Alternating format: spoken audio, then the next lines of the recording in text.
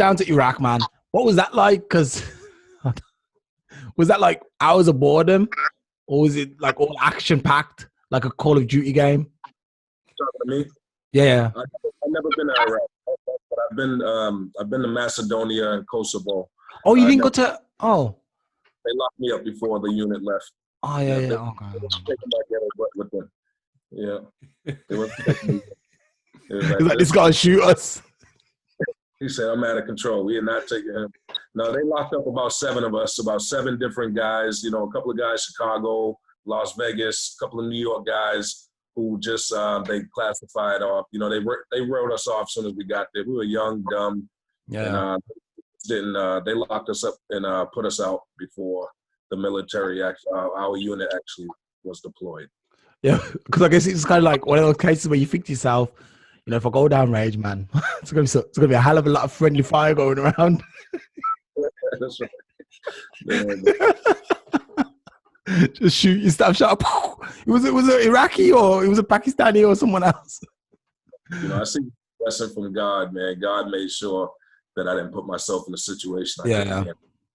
So I wasn't able to go, but you know, that's what we all hope for. We all hope that we never have to, but some, you know, thousands were forced to go. So I'll actually ask a question because I wanted to bring this up on an earlier show. I mean, it seems like, right, we're talking about obviously being, you know, when you mentioned saying, when you're talking about how it is in America where in any place you just literally have that dot where that's where the black people are, and around it that's where it's all white people.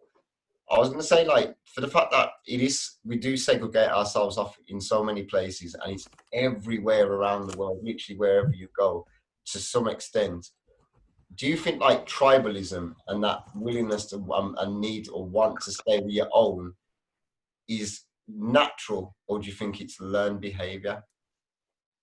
I believe it's learned behavior. You know, it's systematic. They teach you that in school. From school, you learn that, you know, different classifications, and they sort of teach you only one tribe. They don't really teach all tribes. So they make others feel less confident about their skin color or where their religion or, you know, where they come from, and others very proud, you know, as far as, you know, white Caucasians, they're proud to be Americans. You know? Yeah, they're always proud to be Americans, and they're not really what a lot of them mean is I'm proud to be white, man, because, you know, I'm living a charmed life right about now, man. There's nothing wrong with it, though, is it? As long as they don't hate anybody else, innit? Yeah, you can't choose to be white, and this is what I think I've said to a lot of white people I know, and it's happened a lot in England, and I'm sure each of you have had the conversation in your own peer groups. Like, there's a lot of white people now who are going through white shame, and some of them because they've sort of come to a realization about things they didn't realize before. And others probably feel like it's been pushed upon them to sort of make a decision where they stand, and they've decided, look, I don't want to be on the wrong side of history, so I'm going to stand in with the Black Lives Matter or whatever, you know, crowd, or stand proud and be white. I think the problem is, like, you shouldn't be ashamed of who you are if you are white. You should, like Alstallio said earlier on, if you just see something that don't see right, you know, then you call it out. And like you said, Keith, earlier on, you know, your fight is to try and educate people with fact, you know, to tell them stuff that they don't know. And there was a goal casting that I put up earlier on in the group, and it was talking about Dave Chappelle, and it was a really good one. It was, I do like them goal castings, but it was a particularly good one. And he talked about that experience, you know, growing up, you know, with you know, being that one, you know, that one black family, or that, you know, and growing up with the hardships, and people basically just passing it off like it's not real. You know, it's our learned experience that we're all going through. And I think, like, if you're going to be white, just take in the knowledge, listen to what people are actually saying to you. And if they're saying that we're hurting and we're going through this collectively and there's enough voices, then just at least acknowledge us. And that'll be at least a start. You know, we don't ask you to, you know, march on Capitol Hill, but we just ask them to at least acknowledge the pain. Yeah, man. Anyway, I guess you guys ain't got nothing. You guys are quiet today, man. You guys are awfully quiet, man. Hello? I'm here, man. I'm here. Keith, how long have you had the business, man, before lockdown? Well, I started Twin Catering in Germany. So I had Twin Catering about 6 years in Germany. Wow. Yeah, man. So, then I got home I came home 2015, and my brother and I actually opened up Twin Catering here in 2016. Wow. So, we're doing very well. We got a great contract with the New England Patriots. Everyone knows, Tom Brady and all these guys. Yeah. Every home game, we do all the caterings for them. And, it's just been growing. But I've been doing it for a little while. And it's my passion. I wouldn't want to do anything else, Wicked, man. I didn't even know. Have you cooked for any, like, obviously Tom Brady, but have you cooked for any other big celebrity names that we might know about? Oh yeah. So when in Boston, when say Gordon Ramsay, there's a chef, Guy Fieri, Josh Ingram, Lydia Shire, these famous chefs. When they're in Boston, my brother and I are invited to come help them out. And boom. It's Gordon Ramsay always swearing. Ramsay's a dick. Excuse my language. No, he won't see this show. I'm pretty sure he won't see it. No, but if he ever does, Gordon, you're a dick. That's a dick as well. When it comes down to cooking, he has a lot of knowledge. But when he gets his hands on the product, when he's actually doing the product, he makes a lot of errors. Really? He's the one that actually carries them. The finished product is I give to the team, but the knowledge itself. But his team, just like every sport, every person, you have your team, and the team makes the star. So that's what I would have to say about Gordon Ramsay. But, there's a lot of chefs out there who stuck. Everyone has their we call it vices. Everyone has their vices. Their if you're smoking weed or if you're drinking and whatever, pornography, whatever vices. But I didn't really. You would look at all these stars and be like, hey man, he's a superstar. He must be perfect. But everyone's not like that. And I find my color. I found that out the hard way. Like, where should be like, oh man, Gordon Ramsay or Jamie Oliver's here, man. This is an honor, but really, you're a better cook than them. You know what I mean? It's always like that. Actually, the best people are often never discovered because obviously, the way I look at it, the whole industry is a monopoly. If you know somebody, you get in. If you don't know nobody, you stay at the bottom. You know what I mean? That's the way I look at it. Well, like you were saying in the military, there's a glass ceiling, and once you get to that level, you're not going any higher. And sometimes, somebody's putting that ceiling in front of you, or at least putting a block above your head and making you think that's the ceiling. Yeah, but the thing is, Keith ain't doing that. Keith's going on his own journey to success, mate. That's what I'm saying. But like these people, will try and there's a lot of people who will try and make you feel like that is your place. Yeah, your ceiling. What problems have you had with the business? Have you had any major challenges that you had to overcome in Germany and in America? Major challenges, not really. Just finding the money to grow.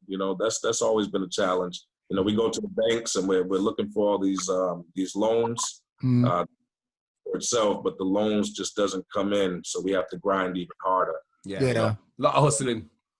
No handouts, and that's the issue that we face. Even though I'm a veteran of the United States Army, and there's just no handouts. Yeah. Everything before we get shut down. So the system we're fighting right now. There's no handout for folk in business. Well, in inverted commas, a lot of these companies now are jumping on the bandwagon of the Black Lives movement. Some of them are saying, "Look, man, we're going to invest." X millions, hundreds. I think Netflix was saying 100 million, which was like 0.5% of the money they got in the bank. I mean, are you kind of looking at some of these companies and saying, well, okay, if you put your money where your mouth, have you kind of approached any of these guys yet, or asking the question, or getting your managers on it and stuff? No. I would say we're more independent. I wouldn't even want a handout from these guys because it's all charades, man. As far as my brother and I, we just, use every avenue that we have. I'll prepare meals for families or some hours to teaching the kids in the community how to cook and make money that way. So, we're going to chase. We won't chase them. We tried, we've seen what the outcome was, and we move forward. Yeah. With these guys playing all these charade games, I wouldn't trust them having a part of my business moving forward. Yeah, I think it makes sense for you to, like you said, keep doing charity events, keep showing that you can cook, because you'll get so many customers from that stuff. You know what I mean? It's the same with me. Like when I do piano, when I play at one place, like maybe a wedding or something, and then like another person will come to me, or 2 people will come to me. Can you play at my wedding? Yeah, okay. The next time I go to their wedding, another 4 people will come, and 8, and all of a sudden I got like all these gigs. And it's the same thing with you guys, man. As long as you're cooking some nice sidewinders or something, you're good. No, not sidewinders, sliders. Sidewinders. I'm thinking of the garage. Remember the garage event, sidewinders, yeah. Sound like a cocktail, brother. Yeah, or something like this, yeah.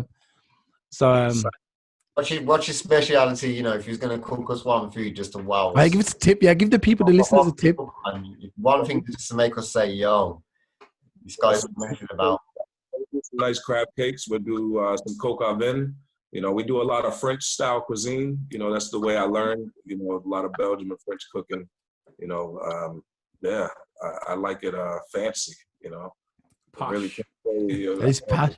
or if you like, you know, foie gras on a nice salad, apple salad. I mean, we do it all. You know? Wow. Can you do? It probably makes sense. Can you do Indian food? Yes, I dabbled in it a little bit.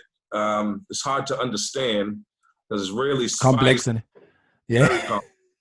Oil, a lot of oils and spices, and you know, I wouldn't serve that to my guests just because I look out for the health. I just want them to be healthy. And a lot of Indian cuisine is not healthy. Yeah, that's true. And grease. You should try vegan food, man. That's what you do. You're not a vegan, are you? Or a vegetarian? No, none of that. You need to do. Hey, listen, dude. None of that. You know, It's not gonna clash. It's not gonna clash. It's not gonna clash. You need to do a vegan restaurant and sell vegan food, and trust me, you're gonna be banking. Man's like, I ain't got tofu. I got a tofu. I think the only vegan company I know is making money is Lyndon McCartney, and her food ain't even. She's vegetarian. Food. She's vegetarian. She's not vegan. Oh well, yeah, that's it. Then I rest my case. It's still good though. It's still meat free. But there's no big restaurant change or any big restaurants who are vegan only who are smashing it. So for me, it's like yeah, they're out there. There's a lot of people out there, but I can't think of one vegan store that's kind of a name, a global. When I went to Thailand, there was a restaurant. They were killing it, man. Hey, did you hear what I just said? It doesn't matter. You just said there wasn't a big one. I told you one. When I went to Thailand, I want about a vegan sort of a worldwide brand like McDonald's or KFC. But they're all integrating vegan burgers instead of me. When I went to Thailand, mate, there's one in Blackheath.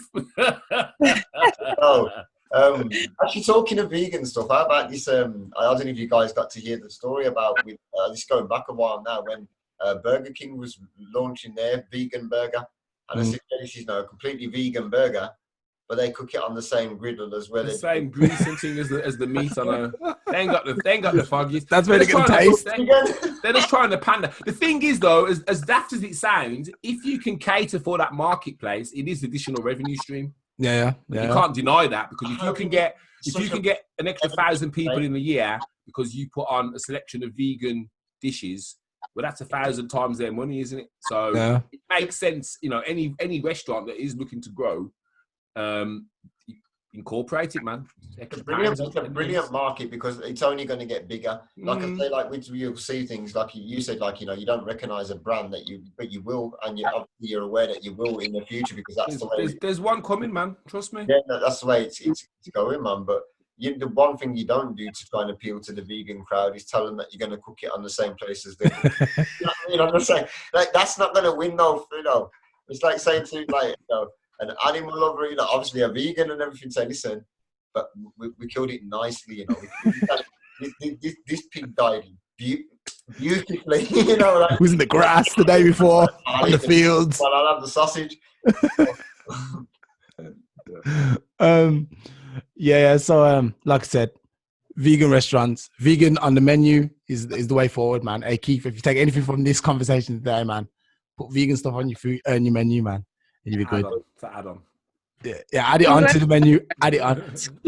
In your twin business, have you ever had a restaurant, or has it always been outside catering? We had 2 restaurants. We tried. The place that we lived in was a predominantly Portuguese area, and our tough community. So we opened up a soul food restaurant in the middle area, and it just didn't work out too well. they didn't trust us enough. You know, we were brand new. This was back in 2006. They didn't trust we knew what we were doing. So we ended up shutting that down and opened up a breakfast and lunch diner. So the breakfast and lunch diner, Twins Cafe, we made it in the newspaper. Everyone's talking about it. Board of Health came down and found every single last reason to shut us down. Really? So two exits, you know, exit purposes. Our hood over the grill was too small, and we just didn't have enough money to put up to save ourselves. So we had to shut that one down. Damn. But you know what? And thank goodness to God, that was the birth of Twins Catering. After we tried the restaurants, we like, what? We're just gonna do catering. And we've been catering ever since, you know. Mate, so. get rid of all them overheads, all them regular bills going out every month. It's actually a weight off people's shoulders to relinquish. I mean, I had an office for my business, and man, the day I handed back them keys, the light, the clouds open, man, and this light just shone through on me. Hallelujah! Because it was like, whoa! I feel like, honestly, it's just that pressure. Because every month, you know, right before we can even eat a piece of bread for ourselves, we've got to serve X amount of customers, and we've got to hope they're all happy, hope they all pay, hope they all leave tips, and then we might be able to get a can of beans at the end of the night for ourselves. So I imagine that was a big weight off your shoulders, man, to get rid of that. You know, I've always had a kind of a dream. I don't know if it's still a dream while I'm doing all this stuff now, but I always wanted to open like a stand, obviously like an imbiss stand. What would you say to me, Keith? You know, like if I was gonna, you know, because obviously that's got to be kind of fast food, innit? It's got to kind of be like burgers and quick things that you can do quickly. You can't do a Jamaican rice and peas. Well, you probably can if you prepare it the night before, but it takes a long time. You know what I mean?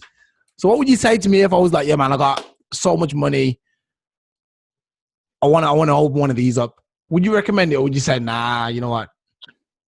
Well, I would do it. I would do it as long as you have 2 or 3 employees where you can relieve yourself. That's the money's gonna come or go. You know, people are gonna like it or not. They're gonna support or not. But if you get stuck there 7 days a week for 17 hours a day, your life.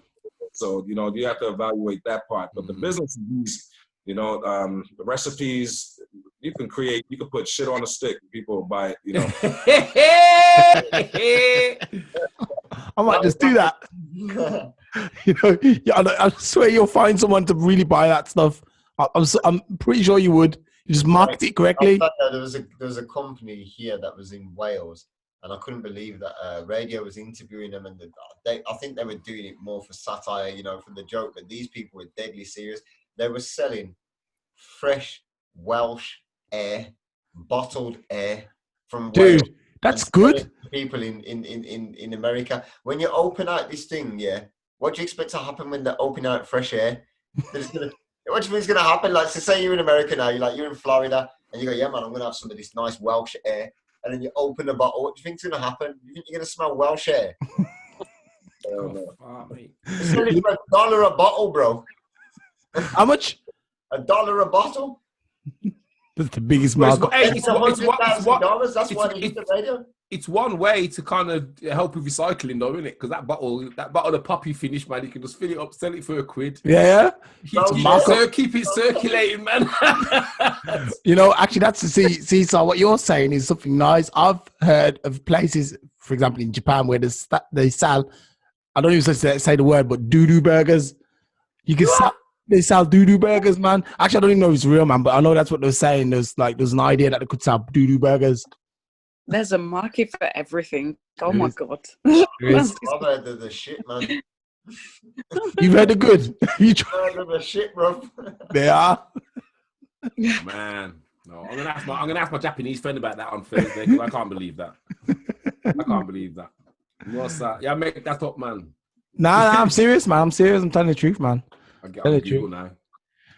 Anyway, guys, man, we've done an hour, man. We've done an hour. I'm sure everyone's ready to go to sleep. Well, except for Keith. He's chilling. Middle of the day, Keith. Anyway, we'll start with our guest today. Keith, you got anything to plug, man? Tell us about Twin Catering, where you are, where we can get your food. That's right. So, Boston, Massachusetts. We service all New England, Connecticut, New Hampshire, Rhode Island, Massachusetts. Any high-end, low-end event up to 1,500 people. Find us at Instagram at Chef Twin Keith, Twin Catering LLC. Our website, www.twinscatering.com. Excuse me. I'm all over the place, guys.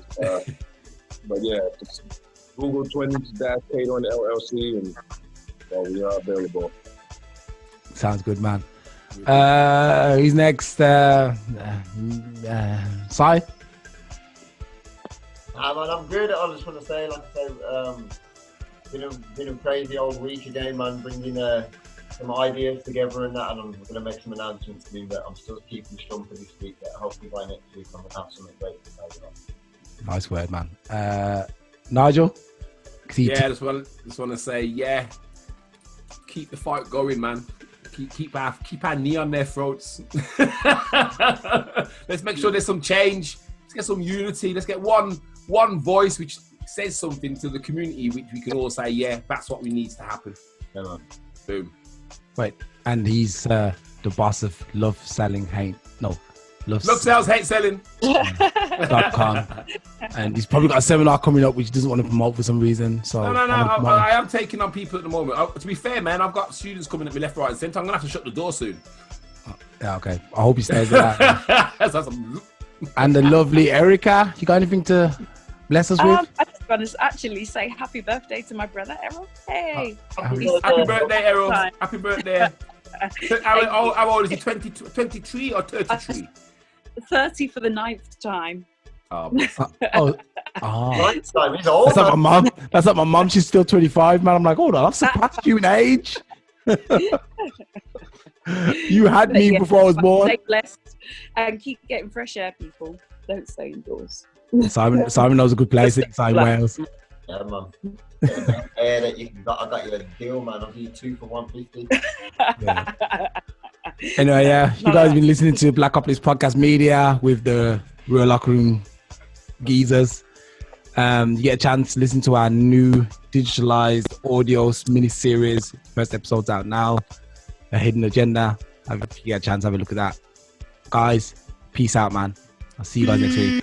Peace. Thanks again for coming, Keith, man. Cheers. Thanks, Keith, man. Nice one. Good Get you on again. All right. Take care, guys. See you.